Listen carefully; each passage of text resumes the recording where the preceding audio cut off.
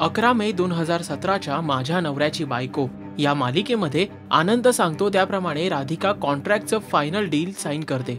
जेव्हा ती गुरुनाथला भेटायला जाते त्यावेळी गुरुनाथ तिचं अभिनंदन करून संध्याकाळी फिरायला जायचं याची कल्पना देऊन ठेवतो। तसंच तुला नवीन स्मार्टफोन घेऊन देणार असल्याचंही बोलतो। शनयाने गुरुनाथला समिधानी पाठवलेले फोटोज फॉरवर्ड केलेले असतात। जेव्हा गुरुनाथ रेवती आणि कुणालचे एकत्रित फोटो पाहतो त्यावेळी त्यालाही जबर धक्का बसतो। राधिकाला समजत नाही की गुरुनाथच्या चेहऱ्यावरील भावमुद्रा अचानक का बदललीये, पण फार कशाचा विचार न करता ती घरी निघते। घरी आल्यावर आपल्या सासूला सुद्धा ती गुरुनाथ सोबत सुधारत जाणाऱ्या संबंधांविषयीची कल्पना देते। तर दुसरीकडे गुरुनाथला प्रश्न पडतो की हे फोटो खरे आहेत की शनयाने रचलेलं षडयंत्र।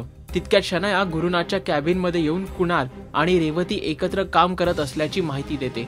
गुरुनाथला तिच्यावर विश्वास बसावा म्हणून ती त्याला एका मित्राचा फोन नंबर देते, याची खातरजमा करून घेण्यासाठी की कुणालचं आणि माझं अजूनही अफेअर चालू आहे का नाही। गुरुनाथ आणखीनच पेचात पडतो।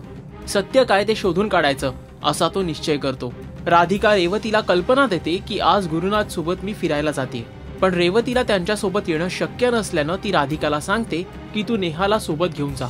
गुरुनाथ रेवती आणि कुणालचं शूट ज्या ठिकाणी सुरू असतं तिथे पोहोचतो, पण त्याला आठवतं की कुणालला याआधी शनाया सोबत एका कॅफेमध्ये पाहिलंय, म्हणून तो पुन्हा एकदा खातरजमा करून घेतो की नक्की शनाया बोलतेय त्यामध्ये काही तथ्य होतं का।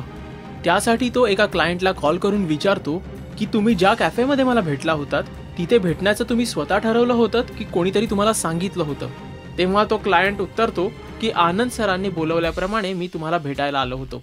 तेव्हा गुरुनाथची खात्री पटते की शनाया आणि माझ्यात मुद्दाम वितुष्ट निर्माण करण्यात आलाय। आता जेव्हा राधिकाला सुद्धा ही बाब कळेल की गुरुनाथला सत्य समजलंय त्यावेळी तिची काय अवस्था असेल हे पाहणं ही महत्त्वाचं असणार आहे। माझ्या नवऱ्याची बायको या मालिकेचे अपडेट्स जाणून घेण्यासाठी पाहत रहा मराठी शोबज।